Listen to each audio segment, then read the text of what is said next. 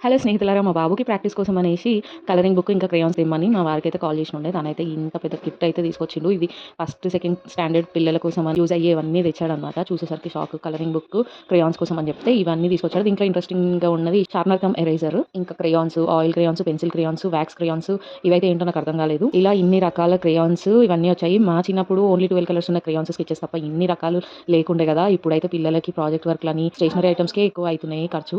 ఇంకా ఇందులో క్రేయాన్స్‌లో nude colours, skin colours కూడా ఉన్నాయి ఇంట్రెస్టింగ్‌గా. ఇవి 3+ ఇయర్స్ వాళ్ళకి యూజ్ అయితాయి అనేసి అయితే ఉంది. ఇంకా ఈ క్రేయాన్స్ ఒక్కటే వాడదాం అనేసి తీశాను. ఇంకా డ్రాయింగ్ బుక్ వచ్చేసి దాంట్లో రిఫరెన్స్ పిక్స్ ఉండే బుక్ తెమ్మంటే వైట్ పేజెస్ బుక్ అయితే తీసుకొనొచ్చాడు. ఇంకా ఏమి చేయలేక ఇంకా నాకు వచ్చి రాని డ్రాయింగ్స్ అన్నీ వేశాననమాట. ఇంకా అలా అవుట్‌లైన్స్ అన్నీ గీసి తనతో కలరింగ్ అన్ని చేపిద్దాం అనేసి, వచ్చి రాకపోయినా జస్ట్ ప్రాక్టీస్ అయితది అనేసి స్టార్ట్ అయితే చేసినా. మా బాబుకి అయితే చాలా నచ్చింది. ఈ కలరింగ్ యాక్టివిటీ అంటే మా బాబుకి చాలా ఇంట్రెస్ట్. ఇంకా రేపటి నుండి నా పని నేను చేసుకోవచ్చు. తన పనిలో తను ఉంటాడనమాట. ఇక్కడ టేబుల్ పైన కూర్చోకుండా తను సింప్లిసిటీ ఎక్కువ మా బాబుకి. కింద సాప పైన కూర్చొని కలరింగ్ చేస్తున్నాడు. ఈ మినీ వ్లాగ్ మీకు నచ్చితే please like and subscribe. Thank you for watching.